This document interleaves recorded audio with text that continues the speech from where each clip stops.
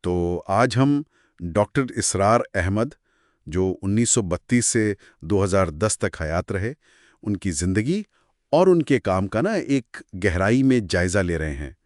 ہمارے پاس جو مواد ہے وہ ان کی فکر، ان کی جو تنظیمیں انہوں نے بنائی اور ان کے اثرات پر روشنی ڈالتا ہے۔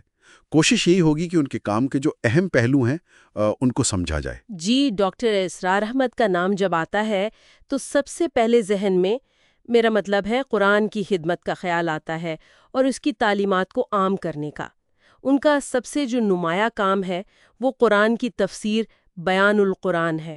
اس میں انہوں نے کوشش کی کہ قرآن کو ایک زندہ کتاب کے طور پر پیش کیا جائے جو آج کے مسائل کا حل بھی دے۔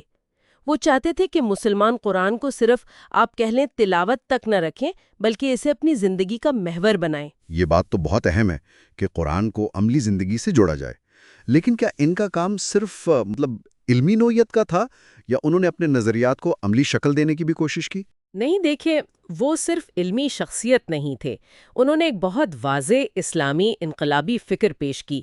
اس کا مطلب یہ تھا کہ زندگی کا ہر شعبہ ہو، سماجی، ثقافتی، قانونی، سیاسی، معاشی، سب میں قرآن اور سنت کی بالادستی ہو۔ وہ صرف آپ کہیں نظریاتی باتیں نہیں کرتے تھے بلکہ اصل میں مسلمانوں کو عملی طور پر متحرک کرنا چاہتے تھے تاکہ وہ اسلامی اقدار پر مبنی معاشرہ قائم کرنے کے لیے کام کریں۔ اچھا، تو اس انقلابی فکر کو آگے بڑھانے کے لیے پھر انہوں نے کیا کیا؟ مطلب عملی اقدامات کیا تھے؟ اسی مقصد کے لیے تو انہوں نے تنظیمیں قائم کی۔ دیکھیں، سب سے پہلے 1972 میں لاہور میں مرکزی انجمن خدام القرآن بنی۔ اس کا تو بنیادی مقصد تھا قرآن کی تعلیمات کا فروغ۔ پھر 1975 میں انہوں نے تنظیم اسلامی قائم کی۔ اب یہ جو تھی، یہ زیادہ آپ کہہ لیں براہ راست سیاسی مقاصد رکھتی تھیں، جیسے اسلامی نظام حکومت کا قیام اور خاص طور پر خلافت کی بحالی۔ ان کا خیال تھا کہ جو مغربی تہذیب ہے اور سیاسی نظام ہے وہ اسلام سے مطابقت نہیں رکھتا بلکہ مسلمانوں کے لیے نقصان دہ ہے۔ اچھا، یعنی خلافت کا جو تصور ہے وہ ان کی فکر میں کافی مرکزی حیثیت رکھتا تھا۔ بالکل، بہت زیادہ۔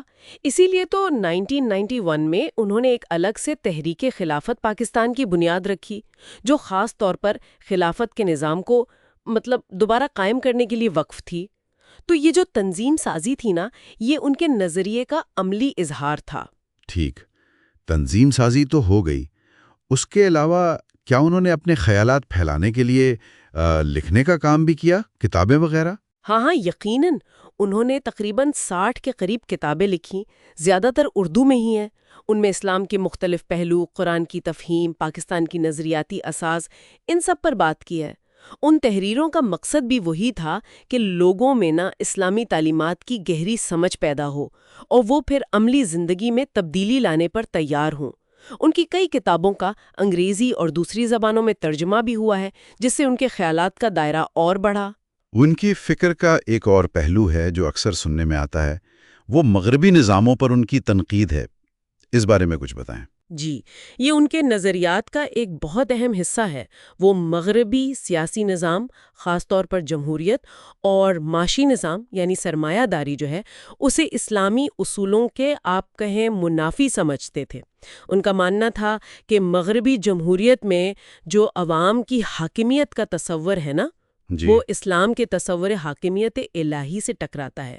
یہاں تک کہ انہوں نے یہ بھی کہا کہ ایک اسلامی ریاست کا جو سربراہ ہے اسے یہ اختیار ہے کہ وہ اکثریت کی رائے کو رد کر دے اگر وہ قرآن و سنت کے خلاف ہو۔ اوہ، اچھا۔ تو خلاصہ اگر ہم کریں تو ڈاکٹر اسرار احمد ایک ایسی شخصیت تھے جنہوں نے قرآن کو مرکز بنایا، ایک مکمل اسلامی نظام زندگی اور ریاست کے قیام کی بات کی، اس کے لیے پھر باقاعدہ تنظیمیں بھی بنائیں اور جو مروجہ مغربی نظام تھے ان پر کھل کر تنقید بھی کی۔ بالکل بالکل ایسا ہی ہے۔ ان کے کام کا اثر آج بھی خاص طور پر جنوبی ایشیا میں اور جو بیرون ملک مقیم پاکستانی اور بھارتی مسلمان ہیں ان میں واضح طور پر محسوس کیا جا سکتا ہے۔ ان کی فکر اس بات کی ایک مثال ہے کہ کیسے مذہبی متن کی تشریح کو ایک بڑی سماجی و سیاسی تبدیلی کی تحریک میں ڈھالا جا سکتا ہے۔ ان کی وراثت جو ہے وہ علمی بھی ہے اور عملی بھی۔ اچھا، آخر میں سامعین کے لیے ایک نقطے پر غور کرنے کی دعوت ہے کہ جب کوئی مفکر مروجہ نظاموں پر، چاہے وہ سیاسی ہوں یا سماجی، بنیادی سوالات اٹھاتا ہے تو اس کے خیالات معاشرے کے مختلف حصوں میں کیسے قبول کیے جاتے ہیں یا رد کیے جاتے ہیں، اور پھر وقت گزرنے کے ساتھ ان خیالات کی تشریح اور اہمیت کیسے بدل سکتی ہے۔